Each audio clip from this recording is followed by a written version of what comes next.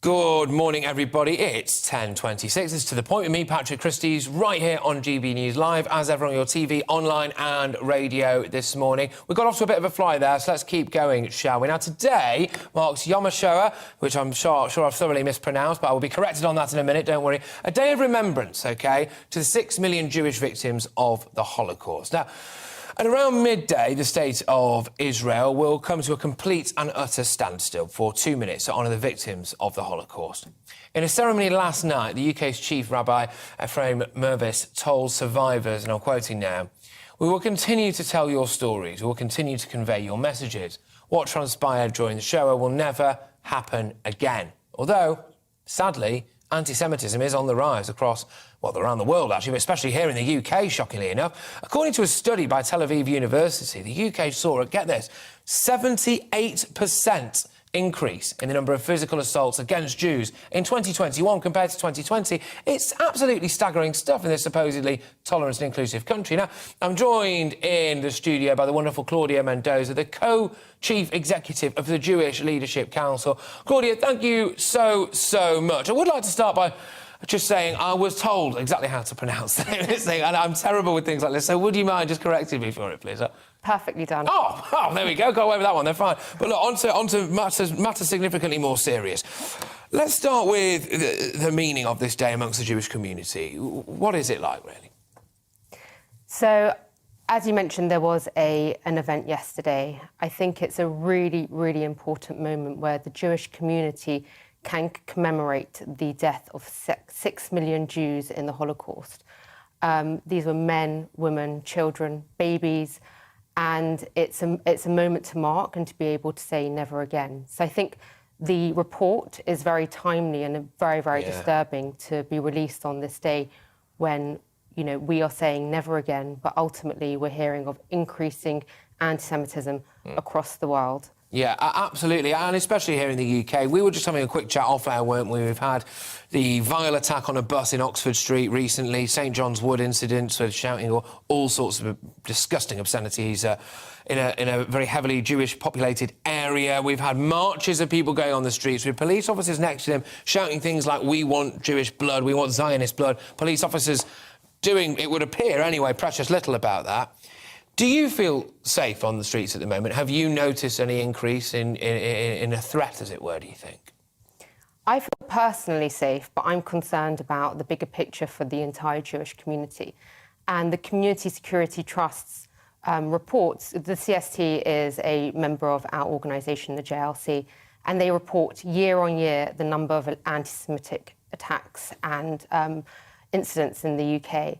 And as you say, 2021 saw the highest on record. So it's easy for me to say I feel safe walking down the street, but the wider picture is not that. 78% increase in violent assaults. Staggering. It's a staggering number, and it's very concerning. And the Jewish community, especially after the May conflict between Israel and Gaza, felt extremely exposed, extremely vulnerable, and really felt a loss of confidence. Yeah. So this is definitely an issue which remains and needs to be tackled.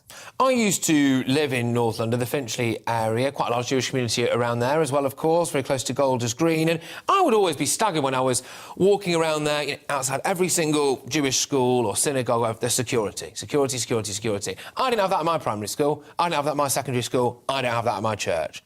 There clearly is a very, very visible threat here, isn't there? And that must be a very strange thing to live with.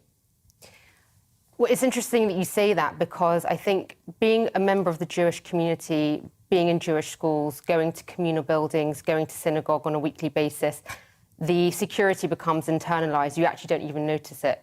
It's when people from outside of the community enter these buildings and they say, well, hang on a minute. Yeah, it stands out. Why have you got security guards? That it really rings home that we have internalised this, we've accepted it as normal, and it's not normal. Yeah. Thank God we have it.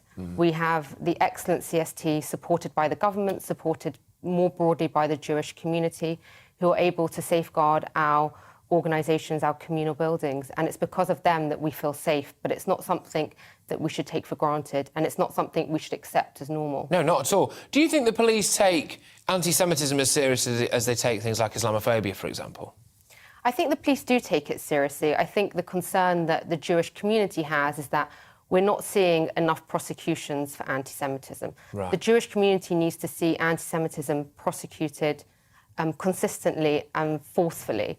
And I'm not sure that we're always seeing the CPS raise issues of anti-Semitism at that level. I wonder whether or not it's almost a bit more tolerated. And I think there's potentially... I've spoken to various writers at the Jewish Chronicle, for example, about this in the past. And they say that I think they seem to think it stems from a lot of those lazy tropes about the Jewish community, potentially being in positions of power, this, that and the other. And that actually, therefore, when there are elements of racism against them, it seems to almost... It's almost like people are punching up and not punching down. And that's just not really true, is it?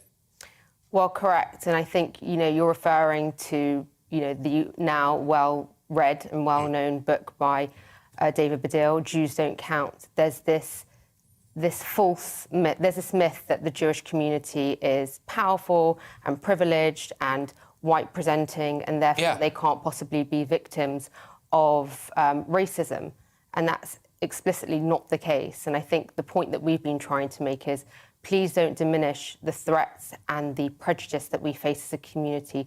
Don't diminish it to hierarchies. We are victims, and we want to be able to have the issues against us tackled. Absolutely. Well, look, thank you so much for coming into the studio and for speaking up on this particular issue, and no doubt enlightening a lot of our viewers as well about the reality of what it's actually like as well at the moment in the Jewish community. So thank you so much. Absolutely tremendous to have you on the show. That's Claudia Mendoza there, of course, the co-chief executive of the Jewish Leadership Group. How do you feel about this, people? Do you think the police take anti-Semitism as seriously as they take things like Islamophobia, for example? Have you noticed an increase in anti-Semitism, whether or not you are Jewish? Have you just heard a bit more of it down the pub or seen a bit more of it on the streets? Get in touch, gbviews@gb